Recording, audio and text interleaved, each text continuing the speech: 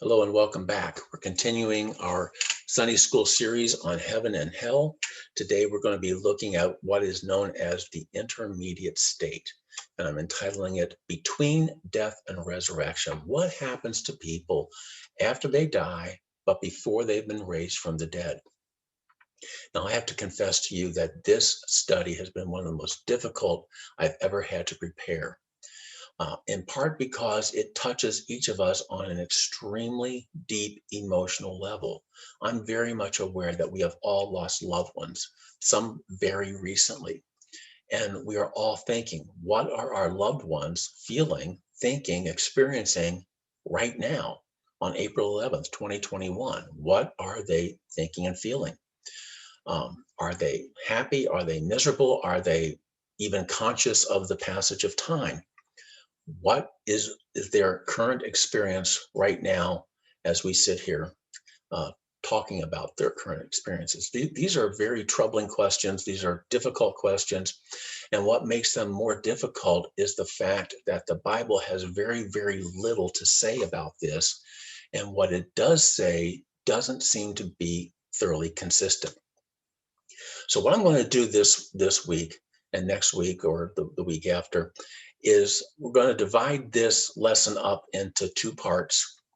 In today's lesson, what I want to do is look at all of the different things Christians have believed down through the centuries about this intermediate state, about what happens between death and resurrection.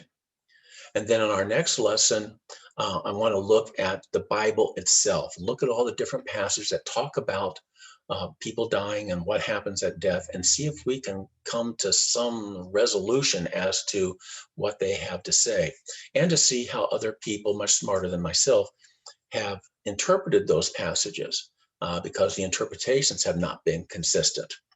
It's a difficult subject because there is no real coherence, no real agreement, even amongst Christians of similar persuasions.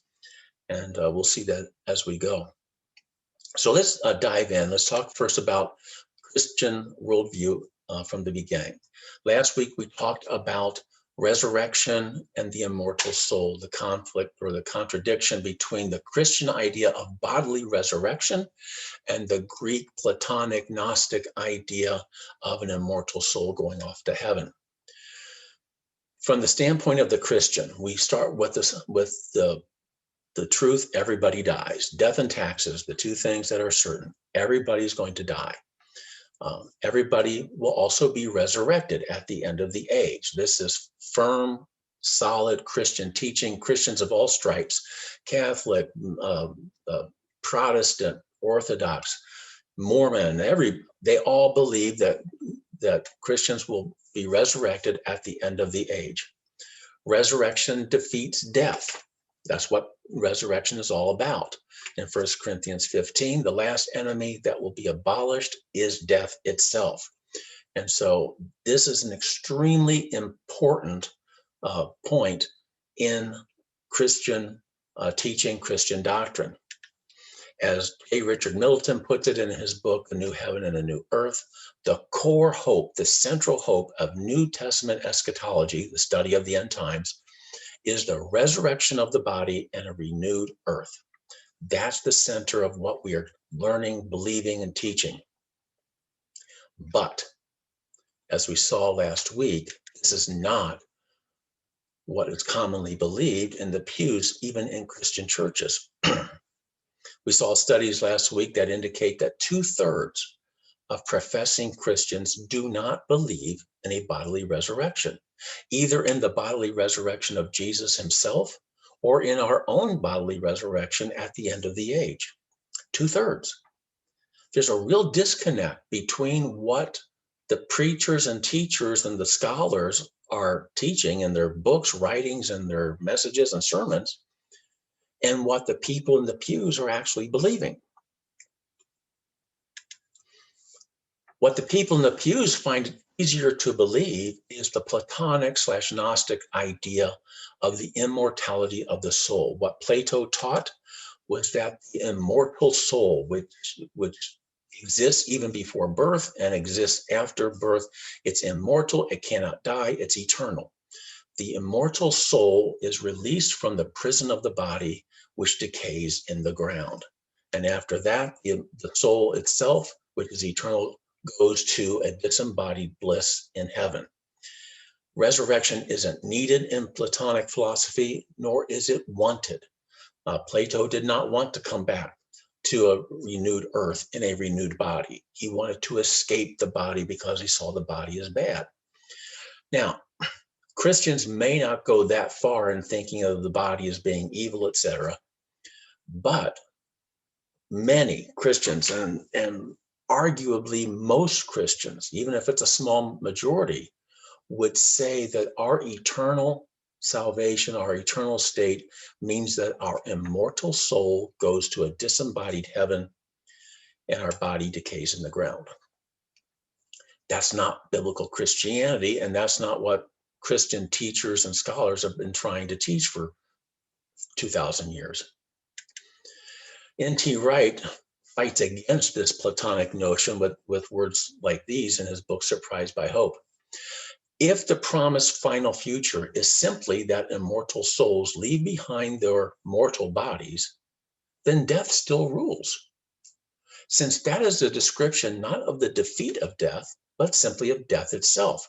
If we start off with an immortal soul that cannot die, and the immortal soul simply goes off to heaven while the body decays in the ground, then nothing's been defeated. Death has not been defeated.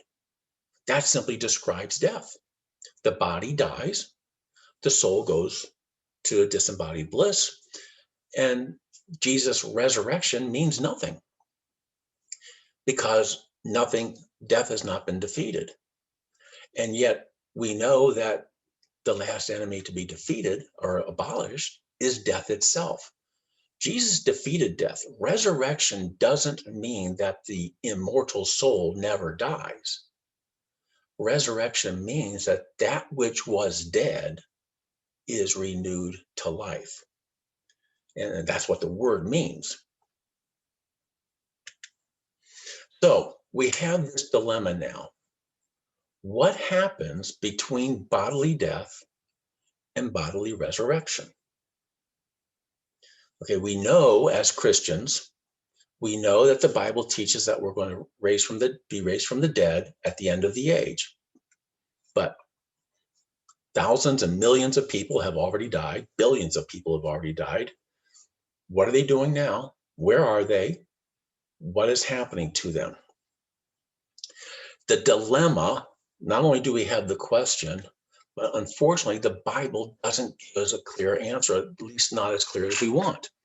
I found this quote from the British Orthodox Church, I just stumbled on it by accident, about the intermediate state of the soul. Clearly, there is no explicit description of the state of the soul after death found in the scriptures which might satisfy all inquiry. And boy, have I found that to be the case. I've got many more questions than I have answers, and the answers indicated in the Bible don't always seem to be consistent with one another. It's very difficult to combine it all together. And when you start answering the questions, start looking at the scriptures, it is so extremely difficult to take off the Platonic sunglasses before we start reading the scriptures. Those sunglasses are firmly in place. When we read words like soul, we immediately give it a Platonic meaning rather than a biblical meaning. And last week, we saw the biblical meaning. The Hebrew word for soul is nephesh, which means a living, breathing creature. It doesn't mean a disembodied spiritual soul, as we think. And yet that's the word that gets translated as soul in the Old Testament. And so every time we read soul in the Old Testament, we read it with those Platonic sunglasses on, and we think it's talking about a disembodied spiritual existence, when in fact it's simply talking about a creature who breathes. So this is part of our dilemma. We've got a lot of dilemmas. There are a lot of different viewpoints that have arisen as a result of this dilemma. So let me just lay out, if I could, various beliefs about the intermediate state. This is just a quick outline. I've got 3 options up here. There's probably 85 other options out there, but 3 that I have found in the research that I have done. The first option, this is the one I've already talked about. This is the one that is generally believed by many Christians sitting in the pews in many Christian churches, if not most Christian churches. And this option number 1 is that when the person dies, his soul immediately faces a judgment, and then he immediately enters into a disembodied existence in his final state, whether heaven or hell. This is one of the most common beliefs out there. This one I can state fairly firmly is not biblical. The next 2 options are much more difficult to deal with. The second option is that when the body dies, there is a conscious, soulish existence in some form of a temporary state, whether it's in Hades, sometimes it's called paradise. The Catholics have their purgatory.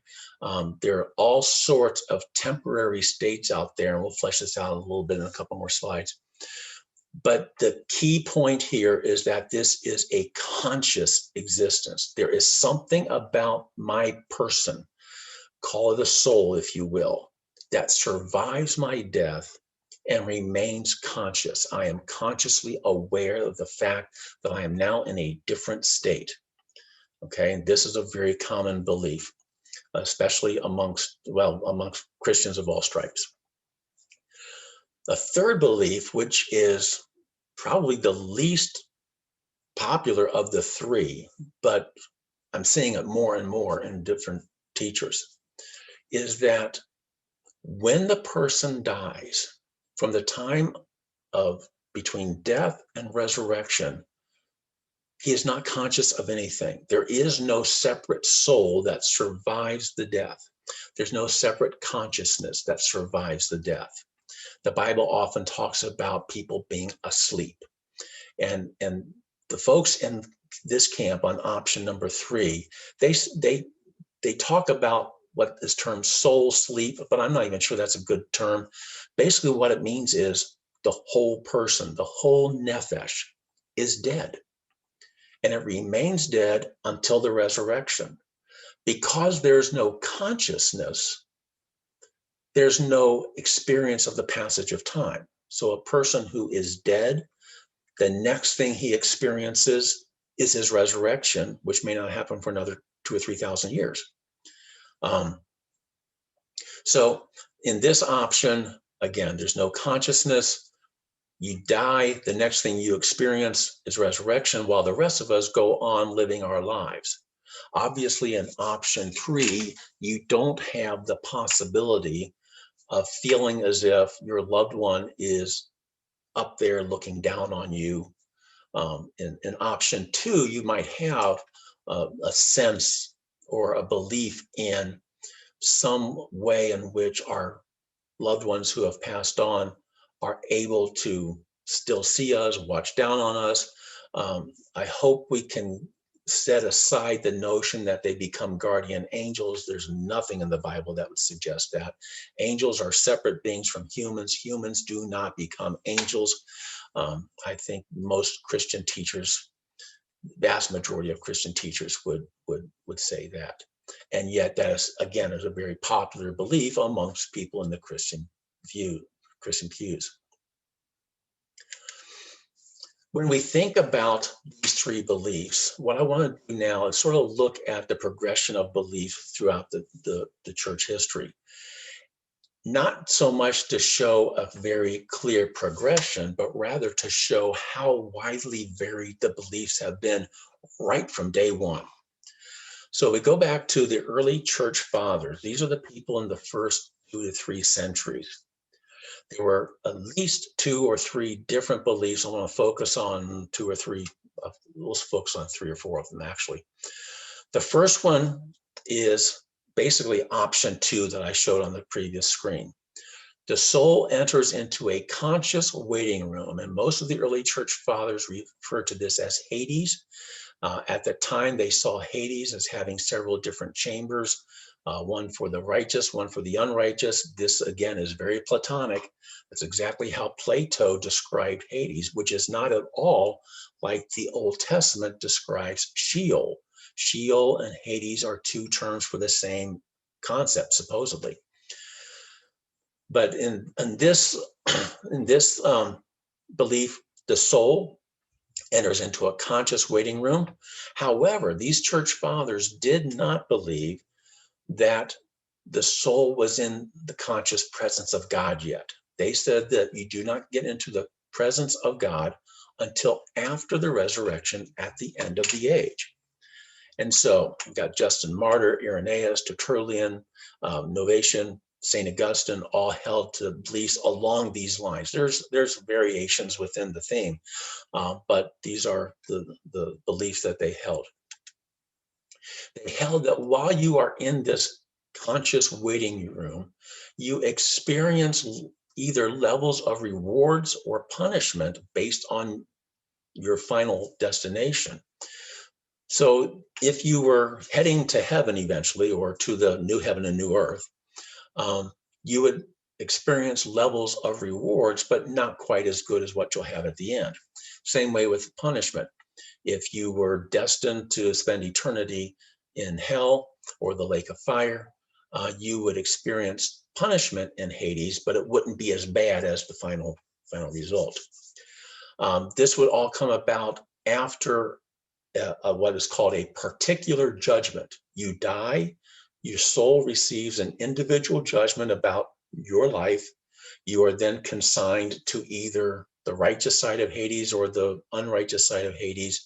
You wait there until the resurrection. At the resurrection, you get your final judgment and final allocation of the final destination. And I do not get the sense that can be any crossover here, so that these fathers, at least among this group, would say, if in the first judgment, immediately upon your death, you were consigned to the good side of Hades, then that would mean after the final judgment, you'd end up in heaven. So if you were consigned to the bad side of Hades, you would end up finally in hell. It's a static status that never changes. Another belief system from the very beginning is that, this goes along with option 3 on the previous screen, the body and soul remain in an unconscious sleep or death until the resurrection. Now, this view didn't have as many fathers who joined in, but the ones who did were significant for their areas. We have Tatian. He was famous for having prepared the first harmony of the 4 Gospels.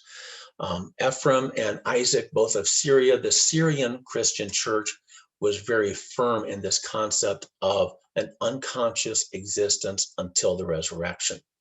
The body and soul both died.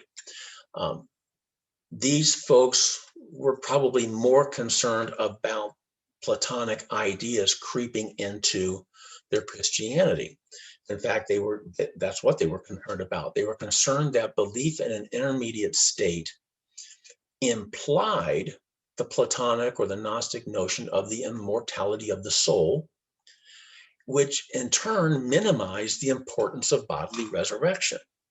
And if I think about it, and I think back 2,000 years or 1,700 years when these folks were doing their writings, they seem to have foreseen the problem that we now have today, where a majority perhaps of Christians find it easier to believe in a Platonic immortal soul going to a disembodied heaven than to believe in a resurrected body.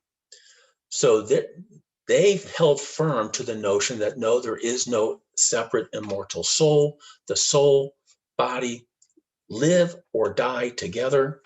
And if they die, they remain dead until the resurrection, but there is no consciousness of the death. Other church fathers saw a purifying purpose to this intermediate state. let me go back the screen. On this screen, the first point, the soul enters a conscious waiting room. This is sort of a static situation. You're in the waiting room. You're experiencing either happiness or punishment, but nothing's changing. There doesn't seem to be any overt purpose to this waiting room other than to wait. The Alexandrian fathers, Clement and Origen, they felt that there must be some purpose to being in Hades. Now, they were not shy about their Platonic beliefs. They had no problem incorporating Platonic beliefs in an immortal soul into their Christianity, so much so that Origen was later declared a heretic because of his Platonic beliefs. But these guys believed that the unrighteous would be in Hades, but there would be a purpose to it, and that purpose would be purification. This was the beginnings of what ultimately became Christian universalism, the idea that God would use Hades for the purpose of purifying the unrighteous and allowing them to repent, and then they could cross back over into heaven. This was the Alexandrian fathers. Catholic Church has something similar, but significantly different in their notion of purgatory. The Catholic Church developed the notion of purgatory, in which Hades is used.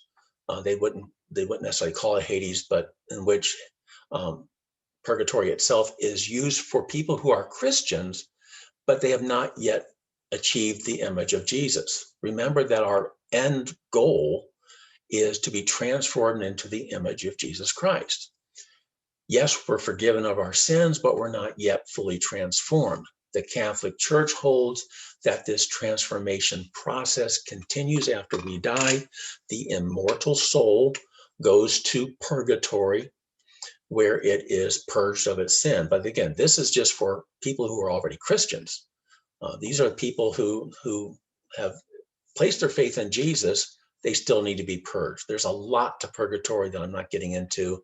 Just understand that this was the intermediate state for the Catholic Church. Now, if we go back to our discussion about Gehenna, remember the Catholic Church, they were not the first people to talk about purgatory. The first century rabbinic Jews saw Gehenna in much the same way. And they said that a person stays in Gehenna no more than 12 months, and it's used for purposes of purification. That's a very similar idea to the Catholic notion of purgatory. For any of the viewpoints on this screen, the Alexandrian Fathers, the Catholic Church, you imply the existence of an immortal soul, something that survives the death of the body and lives on in a consciousness in Hades or purgatory, and that something is happening. God is still working in the person at that time. So all of these ideas were floating around the first 2 to 3 centuries after Jesus died and rose from the dead. And so we see these divisions popping up in the early church fathers right from the get-go. Well, we have the notion of purgatory that the Catholics developed, and now for the next 1,000 years or so, that is the prevailing view of what happens after people die. So we get to the Protestant Reformation, and now we have a couple of responses, and these responses are not consistent. We have Martin Luther, who reacts against purgatory, who reacts against the Catholic teaching of the immortality of the soul. And he says this: "For just as one who falls asleep and reaches morning unexpectedly when he awakes, without knowing what has happened to him, so we shall suddenly rise on the last day without knowing how we have come unto death. And through death, we shall sleep until he comes and knocks on the little grave and says, 'Dr. Martin, get up.' Then I shall rise in a moment and be happy with him forever." So he's taken the same view as the church fathers Tatian, Ephraim, and Isaac took, of a soul sleep, of an unconscious passage of time. You don't know that it's passing. You die, next thing you experience is you wake up. That's what Martin Luther held. His was not the only view of the Reformation. John Calvin held a different view, which is reflected in the Westminster Confession. This is the Calvinist confession of the Church of England. And he believed in a consciousness, a conscious existence in the intermediate state. The confession reads that the bodies of men after death return to dust and see corruption, but their souls, which neither die nor sleep, having an immortal subsistence. So Calvin and the Westminster Confession accepted the Catholic teaching of the immortality of the soul, which goes back to Plato, immediately return to God who gave them. The souls of the righteous, being then made perfect in holiness, are received into the highest heavens, where they behold the face of God in light and glory, waiting for the full redemption of their bodies. And the souls of the wicked are cast into hell, where they remain in torments and utter darkness, reserved to the judgment of the great day. So Calvin held to the same beliefs of some of the early church fathers, Augustine, and those folks that believe that the soul survives death, and it experiences conscious levels of either happiness or torment. Calvin's ideas are reflected in R.C. Sproul. He passed away not long ago, but he was a Calvinist teacher here in the 20th and 21st centuries. He put it this way: before Christ returns, when Christians die, they do not lose consciousness. Rather, they are in the presence of Christ. Their spirits dwell in perfect holiness in heaven as they await the resurrection. When people die, their consciousness continues. He doesn't call it a soul, but he does call it consciousness, either in blessedness or condemnation as we wait for the final resurrection. So for Calvin, for Sproul, there is this waiting period, and it is conscious. And for some people, it could be thousands and thousands of years of this conscious existence as they're waiting for final resurrection. However, even in the Protestant world, even the world of the Reformation, all of the views are not the same. This is from Herman Babink.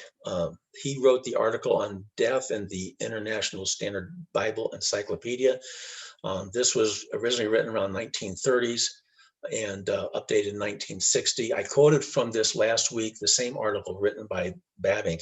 He is from the Dutch Reformed Church. So he's in the same tradition as the Reformation, the Reformed teachings, but he does not take Calvinist idea of a consciousness of the soul. He puts it this way, again, looking back to the idea of nephesh being a whole person. He says, the whole man dies. When in death, the spirit or soul goes out of a man. Not only his body, but his soul also returns to a state of death and belongs to the netherworld. Therefore, the Old Testament can speak of a death of one's soul and of defilement by coming in contact with a dead body. This death of man is not annihilation, however, but a deprivation of all that makes for life on earth. So he's looking at death very literally, and that death is in fact death, and that people die. They remain in an unconscious state until the resurrection. When the resurrection takes place, they rise. So he's in the line of Luther, Tatian, and those guys. He's an option number 3 person. F.F. Bruce, another commentator of recent years, he died, I believe, in 1990. He wrote this about, he was also believed in an unconscious soul sleep, if you will. The tension created by the postulated interval between death and resurrection might be relieved today if it were suggested that in the consciousness of the departed believer, there is no interval between death and resurrection, however long an interval might be measured by the calendar of earthbound human history.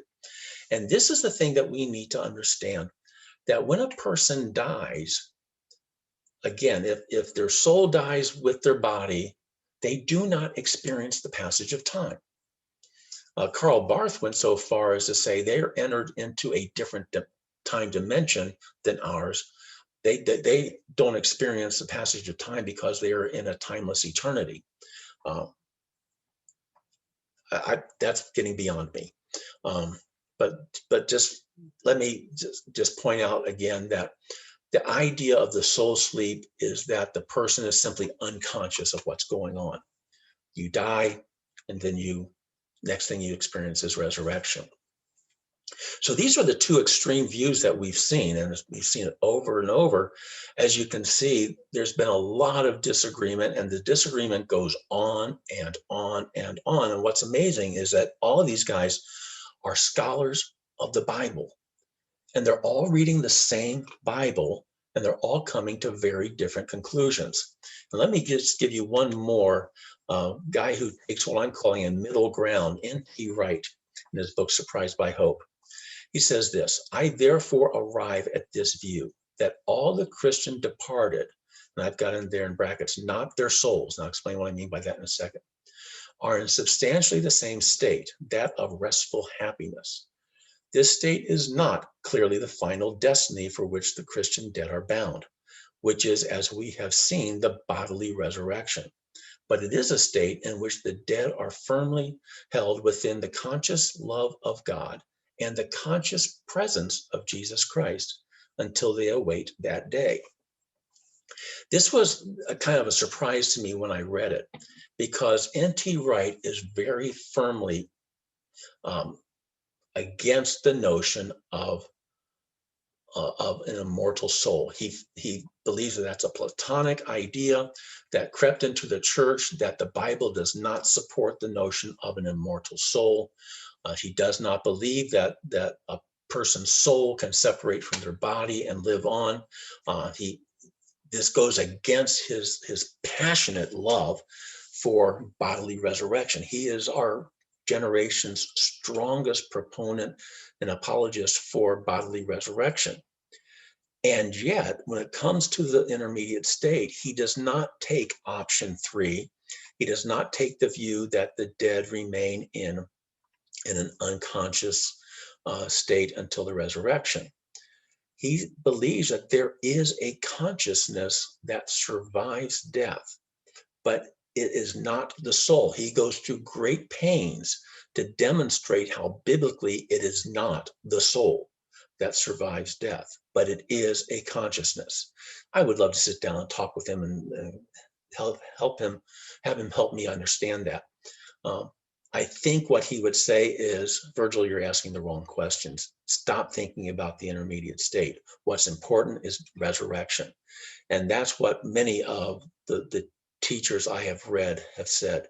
The important thing is resurrection. This intermediate state is important for us because we have loved ones who have died and we want to know where they are, what's going on. But the reality is that the core hope of Christianity isn't about the intermediate state. It's about bodily resurrection. Okay, so I've looked at what various teachers have to say about it. Again, Wright denies the existence of an immortal soul, but he does accept the existence of a consciousness separate from the body. What does the Bible say? And for that, come back next time. That may not be next week, as I'll be traveling during the week next week, so I may not get this done in maybe 2 weeks. But keep an eye on your email box and the church's YouTube channel, and we'll come back and we'll look at what the Bible actually says about death, the intermediate state, and see if we can make sense of it all. So with that, keep studying, and we'll see you next time.